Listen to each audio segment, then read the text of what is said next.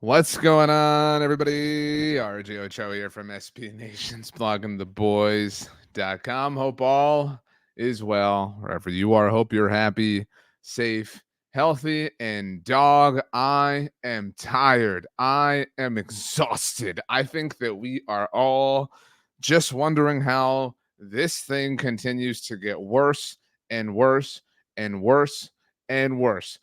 This is just a conversation. There's no fancy graphics. Let's go ahead and get to it. The weather is finally cooperating with the fall, so I'm appropriately dressed. The Dallas Cowboys, look, to actually set the stage here, it's Tuesday. It's November 5th. It's election day. Go vote. Um, Everybody, seemingly, right? Everybody said the Dallas Cowboys should be sellers. The Dallas Cowboys should sell at the trade deadline, which today happens to be as well. Um, I would challenge you to find someone who believed the Cowboys should be buyers. I really wouldn't. I don't say that in a sarcastic way. I don't say that in a silly way. But find me someone who you know, a real person, not a random Reddit post or something, who said to you in full consciousness and seriousness, this Dallas Cowboys team, they need to get some talent right now. They're close. They need to make a move. You look at what the Detroit Lions did early on Tuesday morning, trading for Zadarius Smith. That makes sense, right? The Lions are one of the best, if not the best teams in the NFL, and they're missing a pass rusher. Obviously, Aiden Hutchinson was hurt when they blew the doors off of the Dallas Cowboys, and Zadarius Smith helps them, get that much closer to the overall goal. Good for you, Detroit Lions. Happy for you. The Cowboys are not in that kind of boat. The Cowboys are 3-5. We've talked about this only once in team history for the Cowboys. Have they taken a team or has a team that had 3 or fewer wins through the first 8 games of the season, which is the case right now, gone on to reach the playoffs? Now, that team did have a trade at the middle of the season, right before the deadline. However, it came before they fell to 3-5. They were 3-4. The Cowboys were when they traded for Amari Cooper. And it worked out. Obviously, they lost that first game, but then he was amazing. They went on this 5-game tear. They won the division. They won a playoff game. They got the doors blown off of them, relatively speaking. Not really, but, just kind of feels that way or felt that way by the Los Angeles Rams, who went on to win the NFC Championship game in some controversial fashion. Well, history has somewhat repeated itself, my friends, because like they did with Amari Cooper, the Dallas Cowboys have traded for a wide receiver. So whoever it was that told you the Cowboys should be buyers, you need to hit them up. The Cowboys on Tuesday morning traded for wide receiver Jonathan Mingo with the Carolina Panthers. The Cowboys sent a 4th-round draft pick. The picks are all in 2025, so we don't have to say the year a million times. Sent a 4th-round draft pick to Carolina to receive Mingo and a 7th-round draft pick. So Dallas does get a draft pick back. That being said, what the hell are you doing? Why? What is going on here? There are a lot of ways to feel about this, except there really aren't. The positive people, and I don't think that that's a fair characterization, because I don't think that pointing out objective fact is being negative or is being anti-positive, but the people who want to say that this was a decent trade or whatever you want to call it will point out that Jonathan Mingo is in the 2nd year of his rookie contract at the moment, and obviously no longer with the Panthers, which means the Cowboys, that this is important if you don't understand, standard rookie contract is for 4 years. So obviously 2023, his rookie season, he was a 2nd-round draft pick, was his first year. This is his 2nd year. The Cowboys now get to see him for 9 games if he plays all of them. And then they have 2 years remaining of team control, Jonathan Mingo, obviously. So, the positive elements are you have a player who's very young, who obviously the Cowboys liked entering the 2023 NFL draft when they took a wide receiver themselves. Oh, no, never mind that. I'm all lost. But they obviously drafted Jalen Tolbert somewhat recently. They drafted Ryan Flournoy here this year. But the point is that draft, the Cowboys could have drafted a wide receiver, but they didn't. They clearly like Jonathan Mingo. It happens all the time. There's players who you like who you don't wind up drafting. And now they have him for 2 years of team control. And the Cowboys love to talk about when you have players on big-time contracts like now Dak Prescott, CeeDee Lamb, Micah Parsons is going to be making a lot of money. That's the verbiage that they love to say. You have to kind of supplement the rest of your roster or a large portion of your roster with players on cheaper, rookie contracts so that it can all fit under the proverbial salary cap. It isn't proverbial, but you get my point. That being said, I understand that there are 2 years of team control left for Jonathan Mingo. I'm not willing to consider this half of the season as part of that because this season is lost, which is why this trade is stupid. This trade is a horrible idea. Are there positive elements to it if you're really trying to read? Sure, like I said, we already went over those, but there are 9 games remaining for the Dallas Cowboys this season. The quarterback, Dak Prescott, is headed to injured reserve, according to Jerry Jones on 105.3 The Fan, which means he has to miss at least 4 games. Okay. Now, I'm not going to sit here over the rest of this diatribe that I'm about to go off of.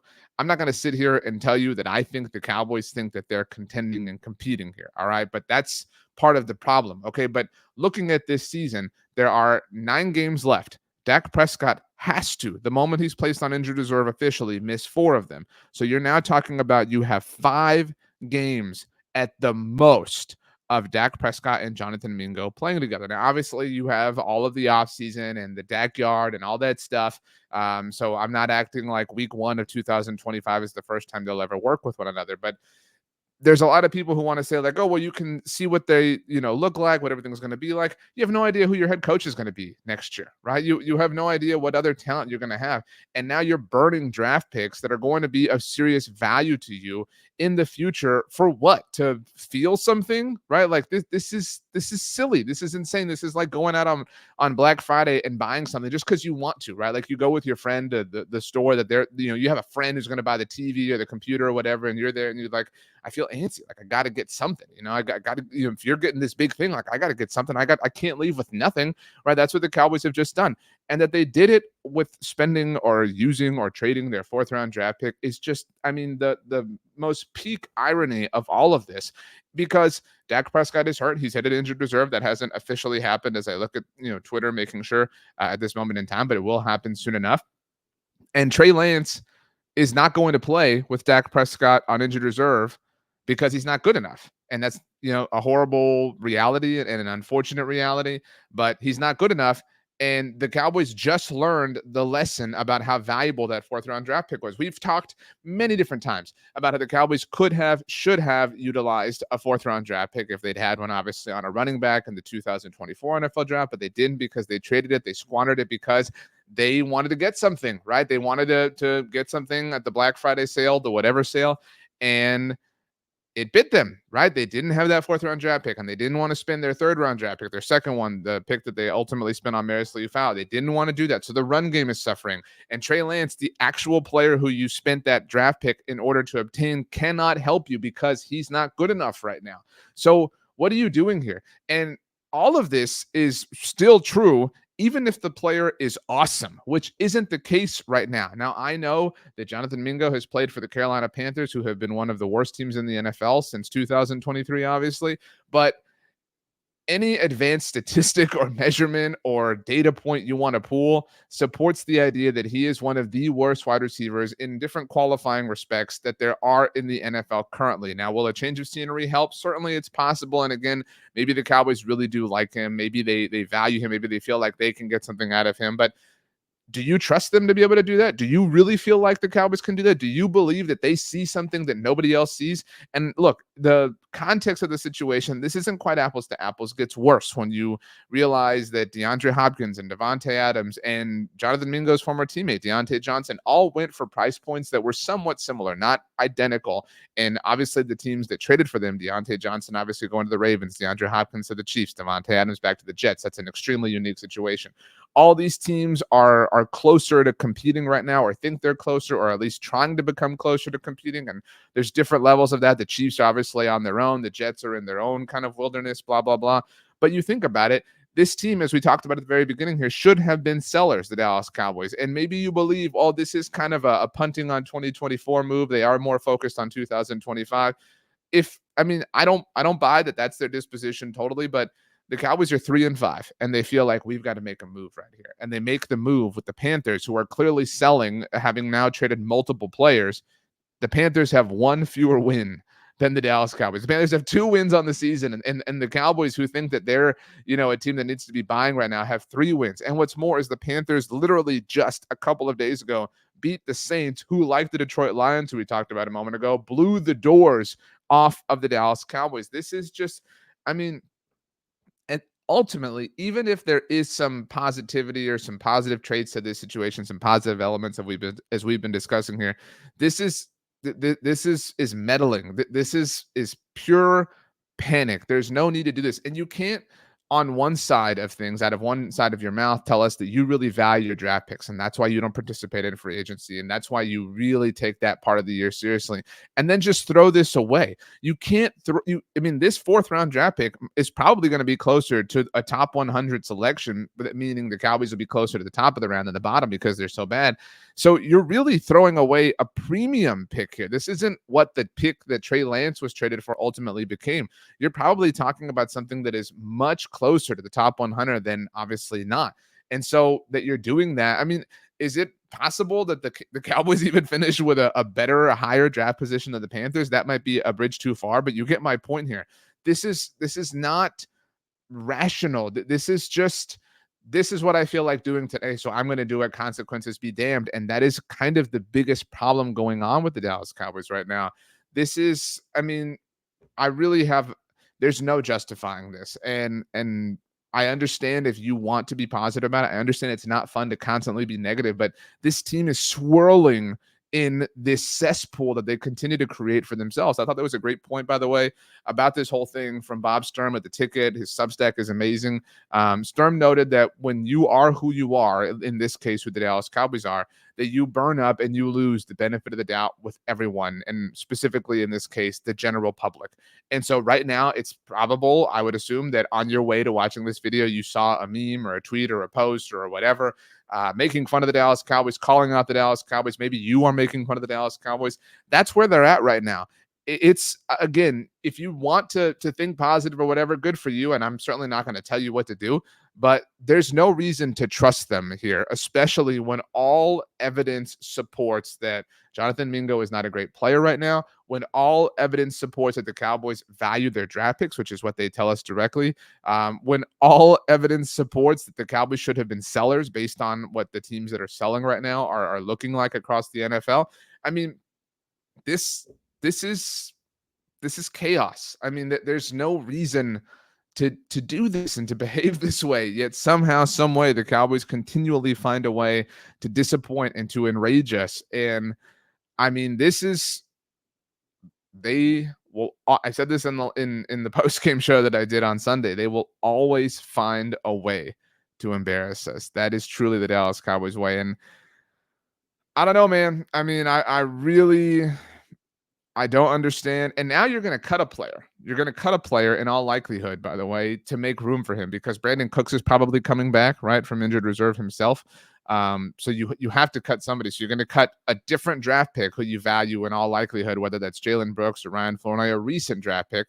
So I mean, you're just a big problem that I constantly have with this team is that there is never one common North Star. And that North Star can change based on where you're at with your franchise. Maybe the North Star for you is tanking and everything is with regard to that goal because ultimately that North Star points to a different North Star, right? The whole reason and function behind tanking is so that someday the tanking can be over and you can be good, right? Like that's the whole plan. Or if you've already achieved that or you're naturally good or whatever the case may be, your North Star is competing. There's no common North Star with this team. And that was, I said that exact phrase over the entire offseason, and that they weren't extending their primary players and they were just kind of whirling or swirling in the wind, floating in the wind. And that's what this is. I mean, how can you expect now? I mean, look, I don't want to act like a fourth round draft pick is the end all be all ultimate deal breaker, but now whatever future head coach you're bringing in, if things ultimately do go down that road, and it certainly seems more likely than not that they're going to, now this head coach has to come in without a fourth round draft pick. And again, I'm not saying that, arbitrary coach X is saying, you don't have a fourth round draft pick. I'm not even taking this interview, but you get what I'm saying. You're now borrowing from the future that is already an unknown commodity. So, I mean, find and identify a North Star. Say, we want to be focused on the future. You cannot sit here, Dallas Cowboys, and tell me that you, without a shadow of a doubt, believe that Jonathan Mingo is a much superior prospect than anybody that you could have taken with that fourth round draft pick, obviously, in 2025. I mean, it is absurd. I mean, it truly, truly, truly is absurd that we continue to watch this team self-destruct in new, innovative, creative, loud, boisterous, toxic ways. That is who that's who the Dallas Cowboys are. So yeah, I didn't think I didn't think we'd have a trade to talk about, but the Carolina Panthers robbed the Cowboys, and that, it's kind of an interesting turn of events. My name is RJ Ochoa. You can follow me on social media. I'm on Twitter, Instagram, and Threads at RJ Ochoa, TikTok, RJ.Ochoa. If email's more your thing, you can hit me up, RJ.Ochoa at SBNation.com. You can also leave a comment down below. I'll do my very best to get to those. I'm about to sneeze, so I'm going to do my very best to get out of here as soon as possible. Thanks so much for hanging out, everybody. See you next time.